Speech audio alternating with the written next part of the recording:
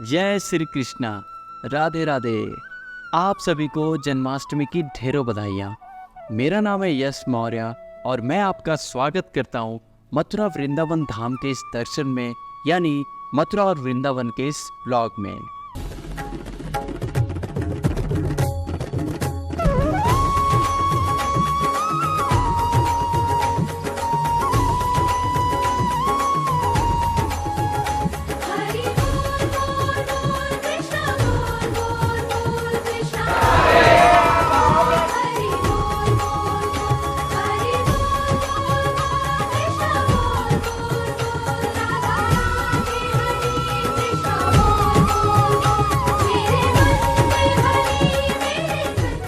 कृष्ण जन्माष्टमी, जिसे गोकुलाष्टमी के रूप में भी मनाया जाता है, यह एक वार्षिक हिंदू त्योहार है। ये हम सब जानते हैं। विष्णु जी के 10वें में से 8वें अवतार और 24 में से 22वें अवतार श्री कृष्ण जी के रूप में जन्म होता है इस पृथ्वी पर द्वापर युग में। इस जन्म के दिन, जिस दिन श्री कृष्ण भगवान का जन्म होता है, उस दिन वृंदावन गोकुल धाम में आनंदोत्सव मनाया जाता है, जिसे हम श्री कृष्ण जन्माष्टमी के रूप में आज भी मनाते हैं। कृष्ण जी की लीलाएं और उनकी कहानियां और उनके कर्तव्य बहुत ही अनेक हैं। उनके अनेकों नाम, अनेकों रूप हैं। कृष्ण जी की चर्चाएं भारतीय संस्कृति का, भारतीय इतिहास का अभिन्न हिस्सा है, जो सदियों से चलता आ रहा है और चलता रहेगा।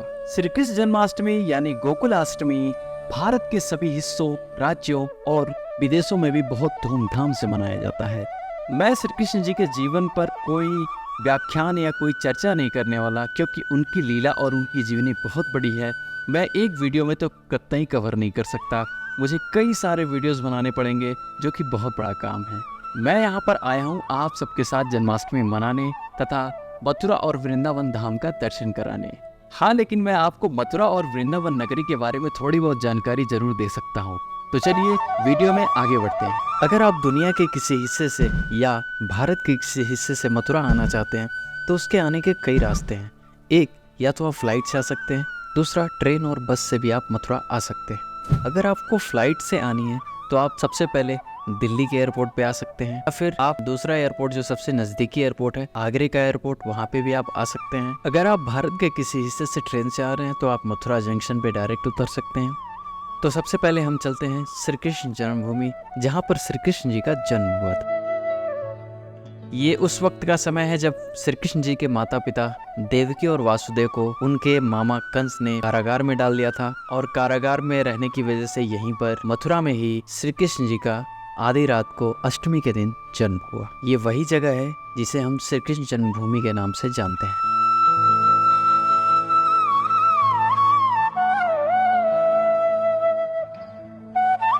बहुत ही खूबसूरत मंदिर है, बहुत ही खूबसूरत प्रांगण है। यहाँ पर श्री कृष्ण जी के जन्म के कई सारे प्रमाण और अवशेष मिले हैं। जब महमूद गजनवी ने भारत पर आक्रमण किया था तो उसने इस मंदिर को नष्ट कर दिया था।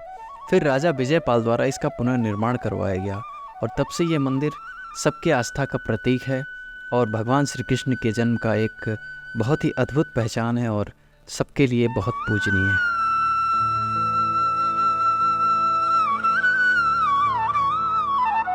मथुरा से वृंदावन जाने के लिए अनेकों रास्ते हैं, लेकिन सबसे आसान और सबसे सटीक और सबसे फास्ट रास्ता है हाईवे होके जाना, जो मथुरा से निकल करके सीधा वृंदावन को जाता है और हमें वृंदावन के सभी मंदिर और धाम के दर्शन कराता है। तो आइए चलिए अब हम मथुरा से वृंदावन की ओर चलते हैं।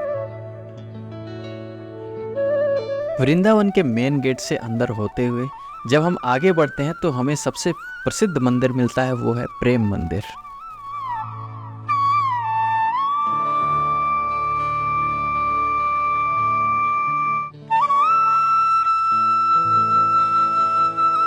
प्रेम मंदिर का निर्माण 2001 में शुरू हुआ।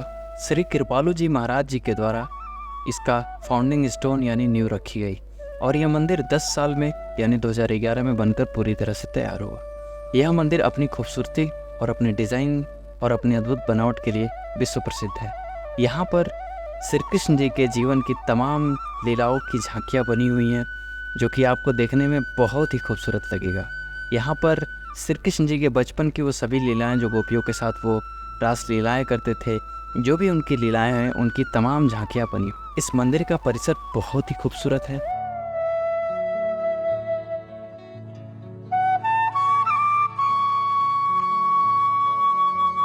मंदिर में भजन गायन हमेशा चलता रहता है। यहाँ पर विदेशी श्रद्धालु भी आते हैं जो कि हरे कृष्णा हरे रामा करते रहते हैं। यहाँ पर शाम के समय की आरती सबसे ज़्यादा प्रसिद्ध है, बहुत ही खूबसूरत लगती है। शाम के समय में मंदिर की सजावट और यहाँ की रंगीन लाइटें बहुत ही खूबसूरत लगती हैं। रंग बिरंगी लाइटों से यह मंदिर सजा रहता है शाम के पहर, और शाम के पहर सबसे ज़्यादा भीड़ यहाँ पर होती है। यहाँ पर आने का सबसे सही समय शाम के समय होता है। हालांकि यहाँ पे पूरे दिन भीड़ लगी रहती है, लेकिन शाम का समय यहाँ पे आने के लिए सबसे अच्छा है।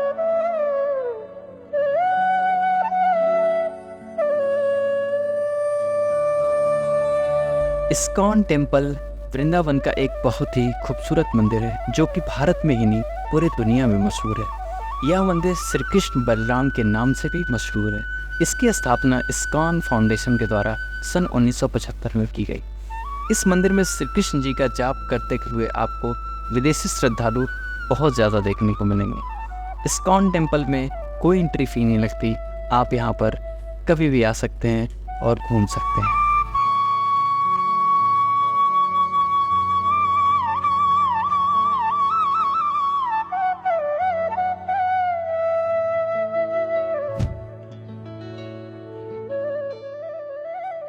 निधिवन वृंदावन की खूबसूरत और पवित्र स्थलों में से एक है। यह पूरे दुनिया में अपने रहस्य की वजह से बहुत ही फेमस है।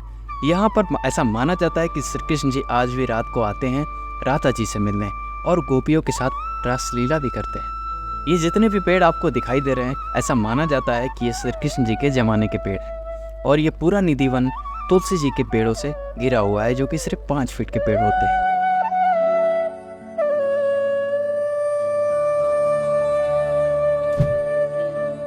मदन मोहन मंदिर यमुना के किनारे पर बना यह मंदिर बहुत ही पुराना और बहुत ही प्रसिद्ध है। मान्यताओं के अनुसार यह मंदिर लगभग 5000 साल पुराना है। कहा जाता है कि श्री कृष्ण जी के परपोते के द्वारा इस मंदिर का निर्माण करवाया गया। बाद में ध्वस्त होने के बाद अवशेषों के बाद भारतीय राजाओं ने इसका पुनर्निर्माण करवाया।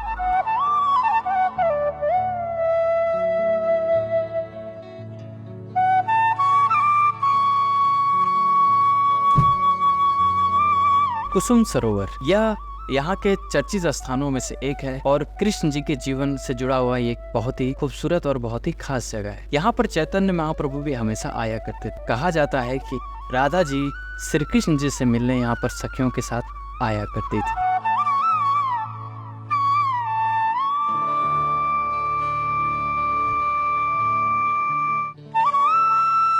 रंगनाथ मंदिर दक्षिणी भारत में चेन्नई में बसे रंगनाथ मंदिर की तरह यह बनवाया गया मंदिर है।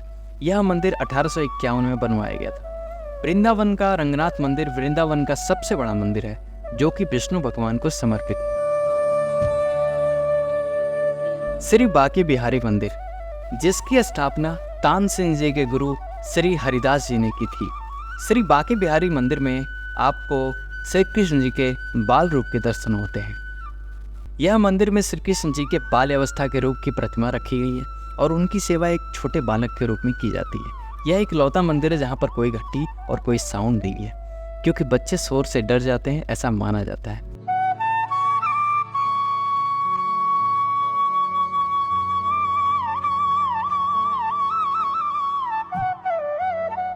गोवर्धन पर्वत, इस पर्वत की कहानी हम सब जानते हैं। एक समय ऐसा था जब एक असुर ने अम्ल की वर्षा की थी, यानी एसिड की वर्षा की थी, तो कृष्ण जी ने गांव वालों को यानी ग्वालों को, मित्रों को और गोकुल वासियों को बचाने के लिए इस पर्वत को अपने उंगलियों पर उठा लिया था। तब से यह गोवर्धन पर्वत बहुत ही प्रसिद्ध है।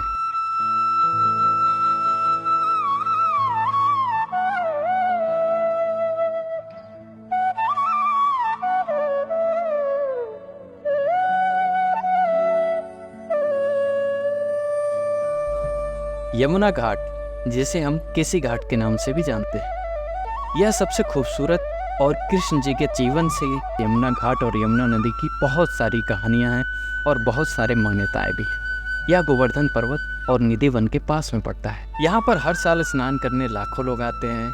यहाँ पर शाम के समय की यमुना आरती बहुत ही विश्व प्रसिद्ध है और बहुत ही खूबसूरत है।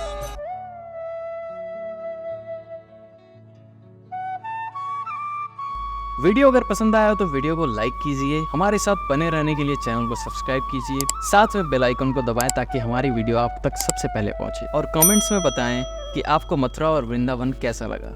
एक बार आप सभी को श्री कृष्ण जन्माष्टमी की ढेरों बधाइयाँ। राधे राधे, राधे राधे, जय श्री कृष्ण।